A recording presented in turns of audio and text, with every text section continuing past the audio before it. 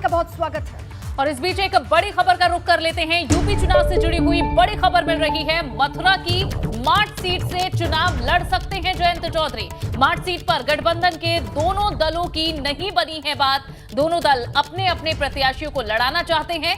जहां गतिरोध खत्म करने के लिए खुद माठ सीट से चुनाव लड़ सकते हैं जयंत चौधरी। माठ सीट से 2012 में जयंत चौधरी चुने गए थे विधायक।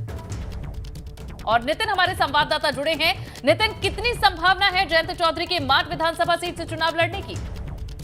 देखिए, दो प्रत्याशी हैं समाजवादी पार्टी से एसपी एमएलसी संजय लाठर और आरएलडी से योगेश नौवार। इनके बीच गतिरोध बना हुआ है और उसमें ये निकलकर सामने आया कि जयंत चौधरी ने कहा कि अगर ये विवाद नहीं खत्म होता तो मैं खुद वहां से आऊंगा, क्योंकि 2012 में वो वहां से बाई इलेक्शन में वो वहां से चुनाव लड़े, विधायक बने और बाई इलेक्शन में सीट खाली करनी पड़ी। तो 2009 से वो 14 तक मथुरा से सांसद रहे।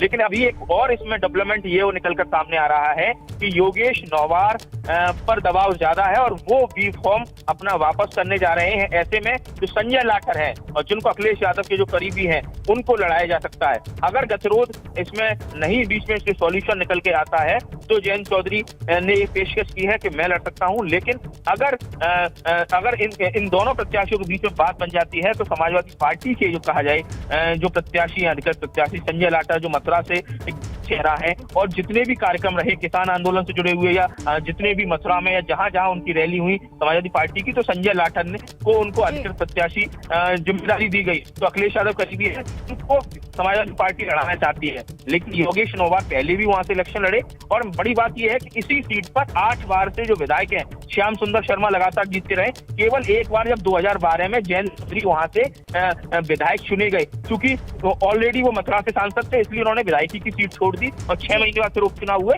और श्याम सुंदर शर्मा फिर से चुन लिए गए। श्याम सुंदर शर्मा वो है जो टीएमसी जैसी तृणमूल कांग्रेस की टिकट पर भी चुनाव जीत चुके हैं माठ सीट से। तो आप समझ सकते हैं यही वजह है कि माठ सीट इस समय मथुरा की सबसे हॉट सीट है और माठ सीट पर स्पेशली बीजेपी ने जीत दर्ज नहीं की थी। तो 8 दिसंबर को पिछले साल योगी आदित्यनाथ एक प्रोग्राम भी वहां उन्होंने जनसभा का कार्यक्रम भी रखा था। तो इसलिए इस समय माठ सीट पर लगातार गहमा गहमी बनी हुई है। माठ सीट के बारे में ये भी मैं कहना चाहूंगा कि एसके शर्मा जो बीजेपी के एक नेता थे, उन्होंने बीजेपी ने चूंकि उनको वहां से टिकट नहीं दिए तो उन्होंने इस्तीफा देकर वो बीएसपी ज्वाइन कर लिए। तो इस समय माठ सीट पर कशमकश है और गठबंधन को लेकर भी कशमकश है। लेकिन अब जो नाम निकल रहा है डेवलपमेंट, पॉलिटिकल डेवलपमेंट ये है कि संजय लाठर को लड़ाने की प्रबल संभावना है। चलिए, शुक्रिया आपका नितिन पूरी जानकारी के लिए। अब इस पर क्या और आगे अपडेट मिलता है उस पर भी लगातार नजर रहेगी। बहरहाल बहुत शुक्रिया आपका।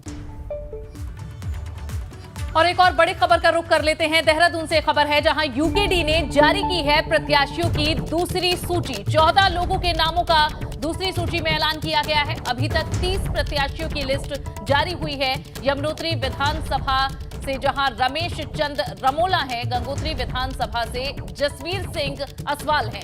घनसाली की बात करें तो घनसाली विधानसभा से कमल दास हैं और नरेंद्र नगर विधानसभा से सरदार सिंह पुंडरीर हैं और चकराता विधानसभा से रामानंद चौहान। वहीं विकास नगर से प्रीति थपरियाल हैं और इसके अलावा और भी अगर सीटों का जिक्र करें तो सहसपुर विधानसभा से गणेश प्रसाद काला हैं और राजपुर रोड विधानसभा से बिल्लू वाल्मीकि।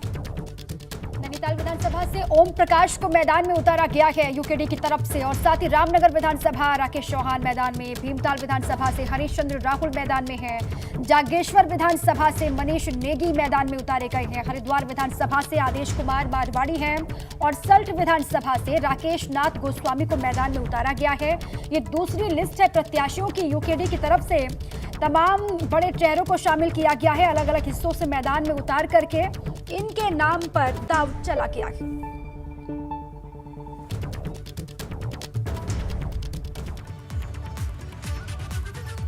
और चलिए इसी के साथ ही एक छोटे से ब्रेक के लिए यहाँ पे रुक रहे हैं और ब्रेक